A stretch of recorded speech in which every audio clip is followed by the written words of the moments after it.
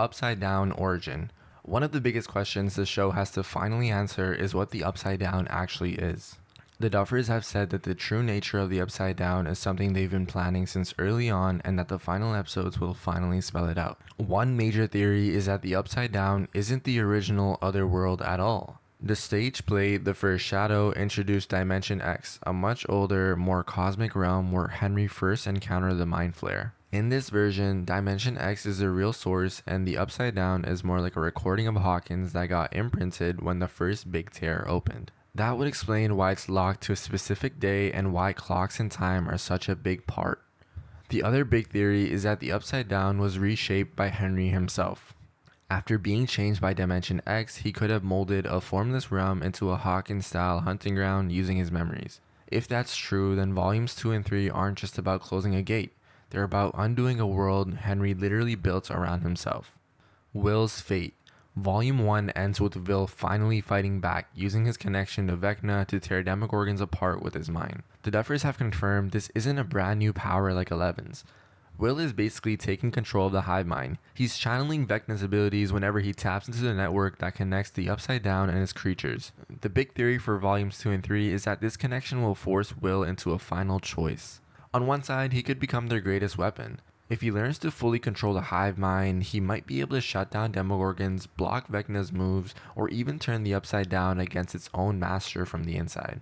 The darker version is that this same link actually kills him.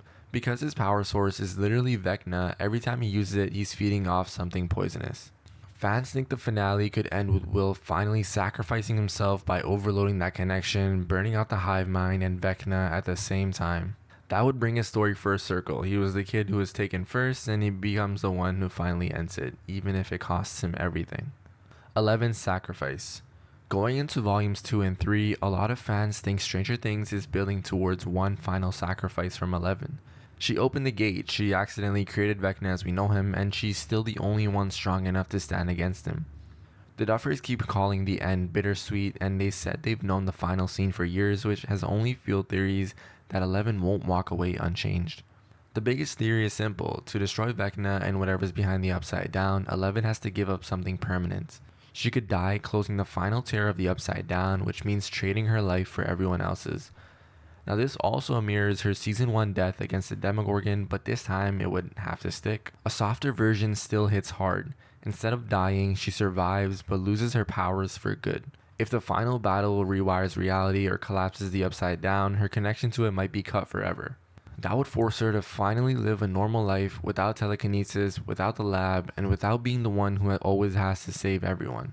Either way, it's hard to imagine the finale ending without 11 paying the biggest price. Vecna's master. Volumes 2 and 3 have to finally settle one huge question. Is Vecna really the top villain, or is something else using him? We know Henry was flayed by a shadowy entity in Dimension X, then later shaped the Mind Flayer. On paper, that does make it look like Vecna is in charge, but is that really the case?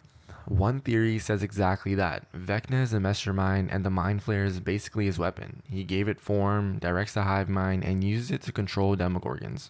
In this version, killing Vecna collapses everything because the Upside Down's intelligence is literally his mind spread across a whole dimension. The other theory flips it. Henry might think he's in control, but the original shadow entity could be the real source of evil, more like the Black Thing from A Wrinkle in Time that the Duffers have cited as an influence. In that version, the Mind Flayer is quietly steering Vecna, letting him believe he's a general while it waits in the background. Does the story end with Vecna's defeat, or could there be a bigger villain? Camazotz Escape. By the end of Volume 1, Max and Holly are trapped inside Vecna's mindscape, the place Holly names Camazotz. Max explains that this world is built from Henry's memories layered over and over, and the rocky cave at the edge is the only place he refuses to enter. For Volume 2 and 3, the big question here is how can Max and Holly escape from Camazotz? One idea is that the cave itself is their exit. If this is where Henry's worst trauma lives, then forcing him to confront it could crack his control over Camazotz. Max and Holly might have to drag him emotionally or mentally back to that moment to shatter the prison from the inside and open a path home. Another idea is that the cave connects mentally to the wall in the Upside Down. The jagged border around the cave looks a lot like the circular fleshy barrier around Hawkins, so fans think it's the inside version of the same weak point. Now with this in mind, if someone hits the wall from the outside at the same time Max and Holly push from the inside, that combined attack could actually crack the wall. Callie's revenge. Callie's return in season 5 sets her up as a huge wildcard for volumes 2 and 3. Hopper and Eleven break into Dr. K's upside down base expecting to find Vecna, but behind the locked door is 8. There, she's wired into machines that power the kryptonite weapon that shuts Eleven down. One theory is that Callie spends volume 2 waking up angry at everybody. The government that tortured her, Dr. K, and even Eleven for leaving her behind in season 2. That rage could actually make her a threat at first. The other theory is that her revenge gets redirected. Once Callie sees what Vecna is doing to children like Holly and remembers what Brenner did to her, she could turn her illusions against her real enemy. Fans think we might see a full power team up, Eleven hitting Vecna head on while Callie scrambles his senses with illusions and Will attacks through the hive mind. Now, I don't know about you, but seeing Callie, Will, and Eleven team up against Vecna would be pretty cool. Dr. K's mission.